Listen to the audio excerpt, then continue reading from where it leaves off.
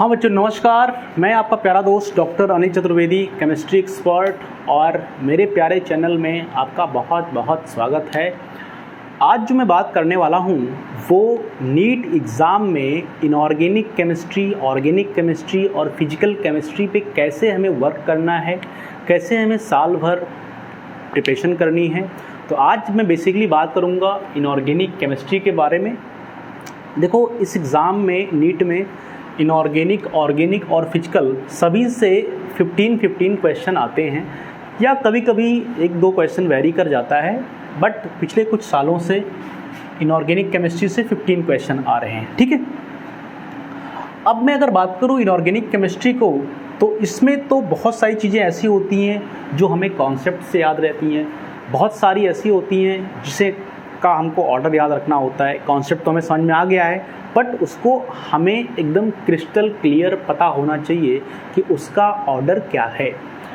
तो पहले conceptual chapter की बात करते हैं। तो इसमें पहला तो है पीरियोडिक टेबल, दूसरा है केमिकल बॉन्डिंग और तीसरा है कोऑर्डिनेशन कंपाउंड। ये दोनों चैप्टर 11th क्लास के हैं और ये चैप्टर 12th क्लास का है। ठीक है, इसमें बहुत सारे कॉन्सेप्ट्स होते हैं।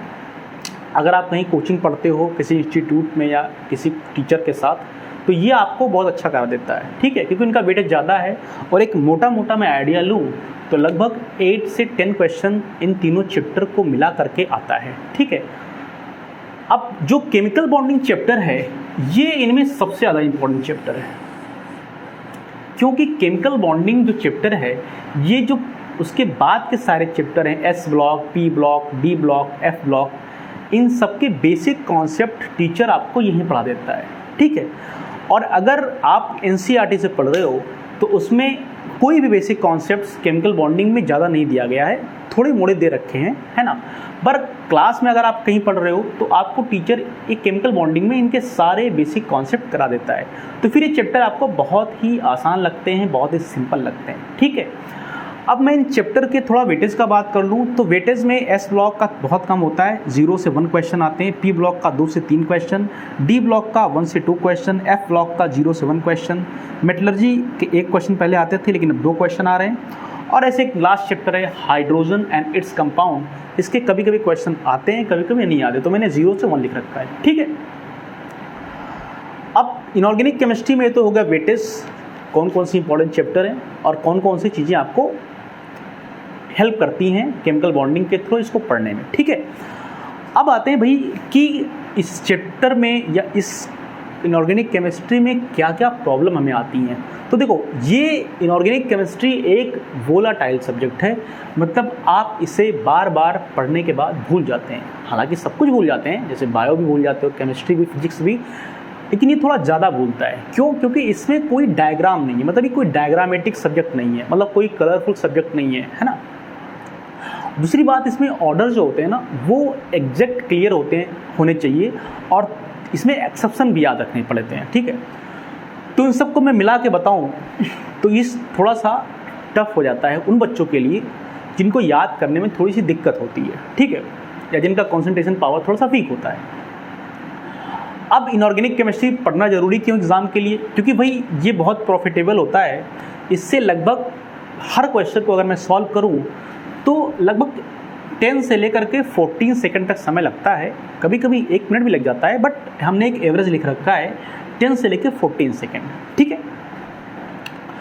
तो भाई इसको कैसे कंप्लीट करें, कैसे हम इसके प्रॉब्लम को सॉल्व कर सकते हैं? तो देखो, इसका जो स्टडी का तरीका है वो कैसे करना है, बेसिकली टॉपिक यही है आज का। तो पहली बात तो आती है भाई एनसीईआरटी। हर बच्चे के पास एनसीईआरटी होती है जो नीट के लिए प्रिपेयर कर रहा होता है। इसको तो भाई छोड़ना नहीं है, ये मोस्ट इंपॉर्टेंट बुक है, इसको तो पढ़ना ही है। ठीक है, अब एनसीईआरटी की कुछ प्रॉब्लम बताता हूँ मैं आपको। एनसीईआरटी की प्रॉब्लम ये है कि इसमें टॉपिक तो सारे के सारे दे रखे हैं, पर एक सिस्टमेटिक अरेंजमेंट नहीं है। ठीक है, तो उसके लिए क्या होता है कि बच्चे कोचिंग ज्वाइन करते हैं। अच्छा, कोचिंग में क्लास नोट्स जो होता है ये मोस्ट इम्पॉर्टेंट है, और अच्छे नोट्स की ज़रूरत होती है।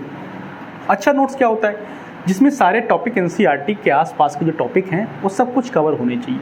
ठीक है, अब कई प्रॉब्लम कई बार क्या आती है कि सर क्लास नोट्स भी पढ़ें, एनसीईआरटी भी पढ़ें, और कभी कभी बड़ा कन्फ्यूजन होता है। तो देखो भाई, इसका तरीका, बेस्ट तरीका क्या है कि जैसे आपने मान लो क्लास नोट्स से चैप्टर नंबर कोई भी स्टार्ट किया, मान लो चैप्टर नंबर 3 आपने स्टार्ट किया, तो चैप्टर नंबर 3 आप एनसीईआरटी में भी स्टार्ट करो। बिल्कुल पैरेलल चलना है। ऐसा नहीं है कि एक बार नोट्स पढ़ लेंगे फिर एनसीईआरटी पे आएंगे। कई लोग कहते हैं पहले एनसीईआरटी कर लेंगे फिर नोट्स पे। नहीं, जैसे ही नोट्स क्लास स्टार्ट किया आपने क्लास का नोट्स पढ़ना, वैसे ही आपने एनसीईआरटी बुक ओपन कर ली। अब जो टॉपिक आप क्लास नोट्स में कर रहे हो वही एनसीईआरटी में करो, और जो बातें आपके नोट्स में कवर हैं उसे एनसीईआरटी में मार्क कर दो कि भाई फला टॉपिक जो हमारे नोट्स में मैंने कवर कर रखा है और उसको एनसीईआरटी में हम दोबारा पढ़ने की ज़रूरत नहीं है। तो इससे क्या होगा कि आपका जो भार है, थोड़ा सा वेट है, जो मतलब एक होता है कि भाई एनसीईआरटी भी पूरी याद करनी है, नोट्स भी करने हैं, है ना, तो एनसीईआरटी थोड़ा सा आपका कम हो जाएगा। तीसरी बात आती है सेल्फ नोट्स। अब देखो सेल्फ नोट्स ये बहुत ही इंपॉर्टेंट हैं, और इसका तरीका ये होता है कि अब ऐसा नहीं कि सेल्फ नोट्स का मतलब मैं कह रहा हूँ कि आप एनसीईआरटी और नोट्स के अलावा एक अपना अलग नोट्स छाप डालो, नहीं। सेल्फ नोट्स वो नोट्स होता है जो हर बच्चे का वेरी करता है। वो डिपेंड करता है कि उस बच्चे को किस किस टॉपिक में दिक्कत चल रही है।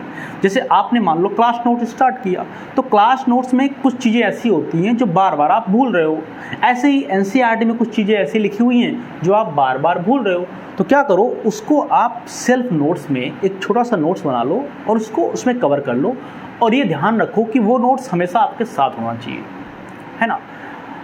उससे क्या होगा कि बार बार आप उसे रिवाइज करोगे तो वो आपके परमानेंट मेमोरी में चला जाएगा और फिर भूलेगा नहीं, ठीक है।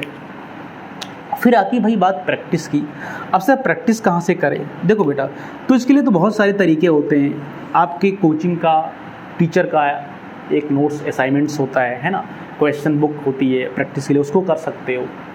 या एग्जाम्पलर भी आते हैं, उसको भी करना चाहिए, उसको भी करना है, एग्जाम्पलर कर सकते हो, ठीक है। कहीं से अभी आप कोई भी सोर्स है आपका, वहाँ से आप प्रैक्टिस बहुत ही इजीली कर सकते हो, ठीक है। और इसको बार बार रिवाइज करने की ज़रूरत होती है, ठीक है। अब थोड़ा सा और बात कर लेता हूँ, ज़्यादा समय नहीं लूँगा आपका।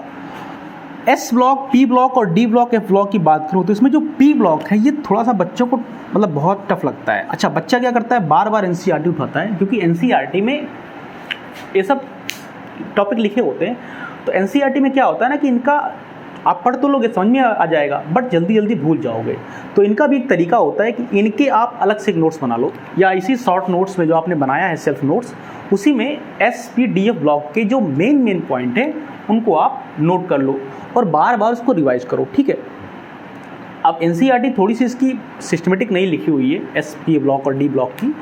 तो क्या करता है टीचर, केमिकल बॉन्डिंग में आपको पता है केमिकल बॉन्डिंग में करा देता है, तो कुछ हेल्प तो आपको यहाँ से मिल जाएगा, कुछ हेल्प आप यहाँ से लेकर के आप नोट्स बना लोगे, तो आपका पूरा काम हो जाएगा।